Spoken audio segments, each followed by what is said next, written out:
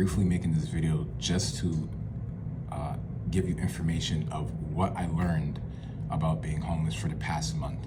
Okay, so I'm gonna tell you this right now. When it comes to being homeless for a whole month, right, your sense of privacy goes out the window. You don't have anywhere to have a sense of privacy. Like for me, lucky for me, I have my car. That's the only time I have privacy because I'm inside that place. But you know, I'm always out and about on the road.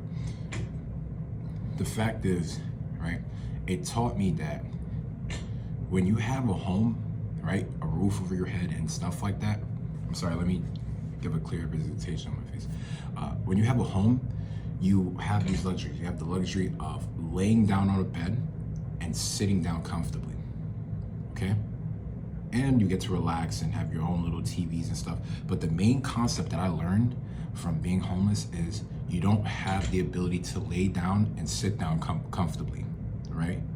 And right now I live in my car, so I can only sit and just lean back, but it's still uncomfortable because, you know, you have a passenger side and you have the driver's side and you have the back seat. How the hell you look like just chilling in your car all freaking day? You know, now for me, I do deliveries, so it's kind of different. I'm already used to this because I work all day. Like when I had my apartment and stuff like that, right? When I had my apartment, I was never in my apartment. I never had the chance to sit down in my apartment. I couldn't even buy a TV because if I bought a TV and put it in there, it would just be a waste of money because I'm never home, right? So for me, lucky for me, I'm kind of used to it because I work from morning all the way to night. And I only come home during like breaks for like an hour or 2 hours, and I have to go back out and work again. So when I got introduced to like, all right, as far as being evicted and being out of my apartment and stuff like that, you know, I thought it was gonna be something crazy. I was scared. I was like, oh man, I'm gonna be out on the road all day and stuff like that. Just to realize that I was already in this position when I had an apartment. I was already in this position already. Right? So I was like, wait, what? I thought it was gonna be something scary. It's not scary at all because I was already doing this. I was already doing this already when I had an apartment, right? The only luxury I had is I get to come home at 10 p.m. and then I lay down and then I have to go back out again and come home at 10 p.m. again. Now, that's what I learned. I learned that you won't have the ability to lay down and sit down comfortably. You won't have that luxury. You won't have privacy because now you're outside in the world, right? And you're exposed to everybody and stuff like that. So you won't have a sense of privacy either, okay? Another thing that I learned was you have to always be moving. You cannot sit down, you cannot just be comfortable because number one, why are you comfortable out here in this world? Why are you comfortable? You're not supposed to be comfortable. You have to be always going out. You have to be working all the time. You have to be working as much as possible. Now, for me, the only thing I would say that I'm kind of grateful for is my expenses has went down and I actually can save money now. I actually have the ability to save money because, you know, in this economy now, you know, for an apartment, it's like $1,300 bare minimum, including utilities and all that stuff a month. I get to put in a little bit more work ethic and actually save money. The only problem that I deal with is finding an area to sleep because, you know, certain areas, especially the state I live in, you won't really have the luxury to park in certain areas, right? So just know that, you know, law enforcement and stuff will come. And another thing I have to say is law enforcement will be your best friend. They will be your best friend. They will follow you everywhere you go. They will know who you are.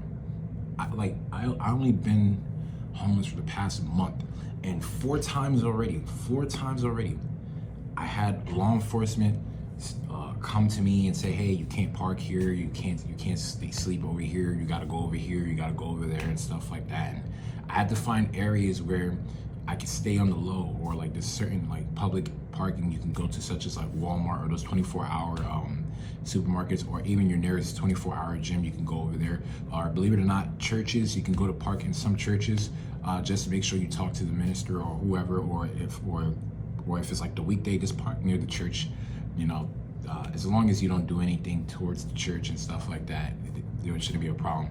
But yeah, you got to find areas to park. You have to have at least like 4 to 5 areas you should be parking, because you don't want to be in the same spot all the time. Remember, we're in the free world now.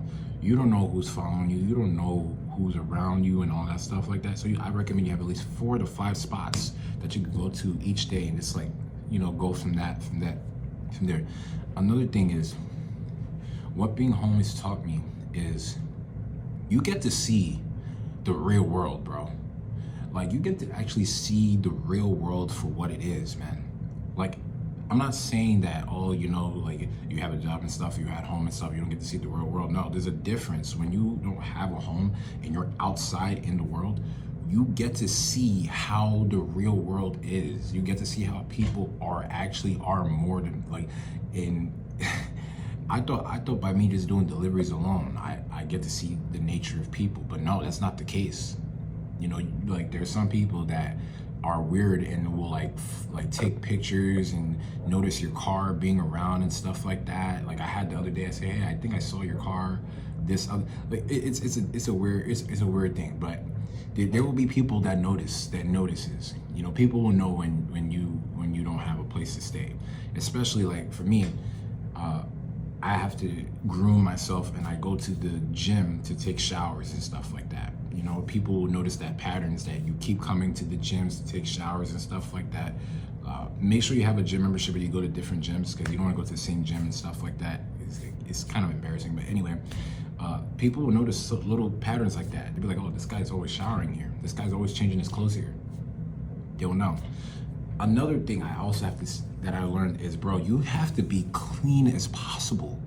You have to be clean as possible. Like it's not enough to say, okay, I took a shower today, I won't have to take a shower tonight, or I won't have to take a shower tomorrow. No. There's a difference between having your own place and missing a day of a shower than being outside all day and missing a day of a shower. You get dirty so freaking fast. You have to be clean as possible, bro. I take showers like 2 times a day. Morning, night. I take showers 2 times a day, bro. You have to stay as clean as possible, because you get dirty so fast, bro. I'll be honest, I missed 1 day of a shower, right? And I felt disgusting. I felt like nasty, bro. I smelled the must, the outside smell. I had that on me, and I was just like, nah. You have to stay as clean as possible. Okay, the only thing that you're gonna have trouble is like getting haircuts and, you know, grooming. For me, I cut my own hair, but you don't want to go to the gym and just be cutting your hair and stuff like that in front of people. Nah, like that's why I said I'm just gonna grow everything out, grow my beard, grow this, but I'm just gonna like shave. The only thing I can really do is just shave the neck beard, and, you know, just maybe give myself a little lineup just to look clear, you know. That's the only thing. So you won't have the ability to like do looks maxing or do your skincare regimen like that, unless you're in the shower and stuff. But that's just how it is. Okay. Another thing is, dude, you literally have to live on a concept of how well can you live without having a place to stay? How clean can you stay without having your own shower? How healthy can you be without having your own refrigerator? How much money you could save without spending anything, because now you're outside in the world, and you're gonna be now more prone, because now you have the ability to save a little bit more money now, because you don't have rent and stuff like that. You have the ability to save some money, and then you start seeing the money that you are actually saving and stuff outside of the money you have to, you know, put towards your eviction payment that you have to pay. You start seeing that money. It's like, oh snap, I'm saving some actual money now. And then you go to the mall, and then you see that nice cologne, that nice shoes from Zara or Abercrombie and Fitch. You see those nice stuff now. Or you go to the thrift store, you see those nice things, and you're like, oh snap, I got some money now. I could actually go buy those stuff. No, don't do that. Don't do that. At first, the first week, I caught myself kind of like hoarding again. And I was like, yo, I can't do that. Because I realized I'm like, okay, I bought myself public storage. I bought myself like storage, it's like, you know, U-Haul and stuff like that, where you can put like extra storage and stuff. I bought myself some storage so I can go over there and, you know, put all my stuff that I have, because I do deliveries. I can't carry luggages and stuff in my car. I have to go there, get my clothes, and I literally have to do laundry every single week. I told myself, okay, I gotta have literally a set of outfits that I could literally switch around for about a week and a half worth of clothing, right? And the rest is just like things that I actually need, like things that is like for me and stuff. And yeah, I have to go there every morning and go get a set of clothes and just, you know, lucky enough, I got myself a steamer, a battery-powered steamer, and I could just, you know, anti-wrinkle the clothes and stuff, and just go to the gym, shower, and then put that fresh set of clothes on, you know. And yeah, so all it really just taught me, right? I'm sorry, somebody's like staring at me. All it really just taught me was, you just don't have the ability to have privacy like that. You don't have the ability to lay down comfortably. You don't have the ability to sit down comfortably. That's the only thing I could say that is like the worst part about being homeless, living in your car. You don't have the ability to relax. You just can't relax. Now, I don't want you to think that, oh, homelessness is like, you see those the people that's on the street and stuff like that, who's unfortunate, that is holding a sign and stuff and saying, you know, spirit change and stuff. That's not the case when it comes to homelessness. There's people that's homeless and still have a source of income. Like for me, I still have a source of income. You know, I still do deliveries. I'm maintaining my car. I'm still doing the things that I have to do, paying my bills. It's just that I don't have a place to stay. That's it. But other than that, I'm still clean. I'm still healthy. I'm not hungry. I'm not cold. I'm not too hot. It's just that I don't have a place to go at the end of the night. And yeah, don't get me wrong, like sometimes like when you do deliveries and stuff and you see apartments and you're like, damn, like you start to get that thing. Is like, man, I actually have my own place. I never got the chance to actually like relax in it and be grateful for it. You know, I see these nice luxury apartments and people going home at the end of the night relaxing, and I'm like, oh man, I wish I could have my own spot and like, you know, just relax and kick it and stuff like that. Cook my own food. That's another thing, bro. You can't cook your own food either, bro. You won't have the ability to cook your own food. The world is your kitchen. So for me, lucky enough, I thank God I still have a source of income. I still have a steady thing going. I try my best to eat as healthy as possible. If I go out and I get me, you know, meals that's traditional, like, you know, anything with the rice, the steak, high proteins, and things to keep me healthy and stuff. I don't eat fast food, McDonald's, all that stuff. Stay away from that stuff. You got to keep yourself as healthy as possible, bro, because now it is what it is. Now, if you're somebody that's already in this position and you got a little bit of money, bro, you could get an Airbnb. Like for me, I try to get an Airbnb at least once a week so I can at least, you know, have the ability to, you know, relax, sleep in my own air. I try to at least go to Airbnb from time to time.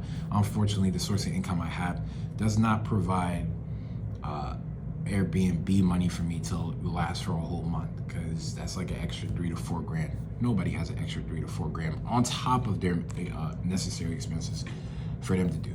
So I found out when you are homeless and you don't have a place to stay, you have to make literally $100,000 a year for you to live successfully homeless.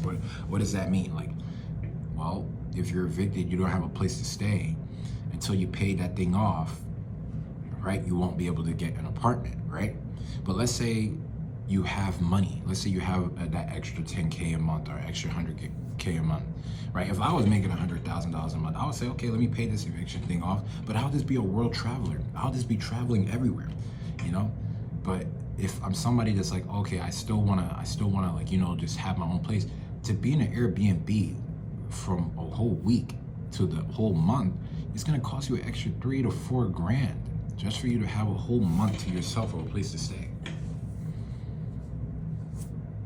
Okay?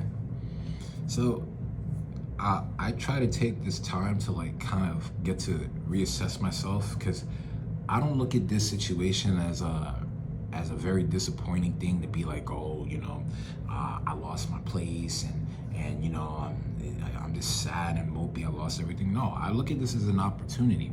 I look at this as an opportunity to learn a skill of like, okay, I lost this. How can I bounce back? How can I bounce back and become better than I was ever before? It's all about the mindset. Some people be like, oh, I'm evicted, I gotta go home right away. You don't have to go home all right away. I mean, you can if you want to, but for me, I came all the way here. I'm in a state where I really love to be. I really like this area, and for years and years I've been planning to come here, and I'm just not just gonna go back, because the only time I'll say I will go back is if I failed. If I failed, then I'll go back. But I don't believe I failed yet. I don't believe I failed yet. I still have chance to make things right, and I'm taking care of that. So another thing I also learned is, bro, it's so easy to get in debt when you're homeless, bro. Like, it's so easy to get in debt. Now, this ties down to what I was saying before. Like, you start seeing this extra money you're saving. You start seeing this extra money you have now. And if you don't do the right things, you start to be like, okay, I don't have to work as hard anymore. I still have just the other expenses outside of there. You start to slack a little bit. You start to be like, okay, I have a little bit more time now. I can go do what I want, all that stuff. And you start seeing the amount of income you had when you was working when you had your apartment versus the time when you don't have it now. And then you start seeing, oh snap, I missed a payment. Oh snap, I missed another payment. It's so easy to get in debt. That's why I say just work as hard as you did before, but just keep the momentum going. Another thing is, bro, work on yourself. What do I mean by work on yourself? Like, for example, I'm making this YouTube video right now. I said, okay, like, I'm going through this thing, I might as well document it. I might as well, share to the world what happens. Yeah, do I have some people that are happy that I'm in this position? Yeah, I know. And I know some of them are watching, because that's what happens when you have some people that may not wish the best for you. They're gonna watch you and be like, yeah, he's in this position now where he can't even, have his own place. I'm so happy. Yep. All right, that's cool. You know what I'm saying? Doesn't mean that's gonna be like this forever, man. Especially if you're somebody that is trying to get back in position. So I'm just saying, like, don't pay them no mind. Just focus on you and take care of yourself. Make sure you are keeping yourself in shape, man. Make sure you're keeping yourself in shape. What do I mean? Like, bro, like for me, I'm just focusing on the necessary. Anything that will support my back, anything that supports my mobility, and everything that supports my cardiovascular, those are the areas you need to focus on the most if you are in this homelessness position. Because number one, you don't have a bed to lay on, and you don't want to catch sclerosis where your body's like this. You don't want to be in that position. So you got to make sure you're stretching. You got to make sure you are doing like extension exercises, working on your core and stuff. Make sure you're eating healthy, because there are a lot of people that are becoming unalived because of situations like this. They get sick so easily and stuff because they wasn't taking care of themselves, and then Father Time says, hey, bro, it's your turn. And for me, I don't know how much time I have. I hope I have enough time for me to live a decent life, because the past few years has just been really, really, really, really tough for me. But yeah, so I would just say this in conclusion, man. This homelessness thing, I'll be completely honest. I'm not too worried about it, because I just discovered I was already in this position already. So I'm just doing what I've been doing, and I'm just focusing on just getting myself back on track as far as like rebuilding my credit, and try my best to see where my future goes. See like how I could really transform myself from being in this position. I had a couple calls from family, and they say, hey, like you should probably come back and stuff like that and stuff. I'm like, I don't want to come back. You know, I like it here. The weather is good here, and you know, this is an area that I see myself staying. So I just have to make it work from there. So yeah, that's it for the video, guys. This is my experience as far as this being homeless. As you can see, I'm not dirty.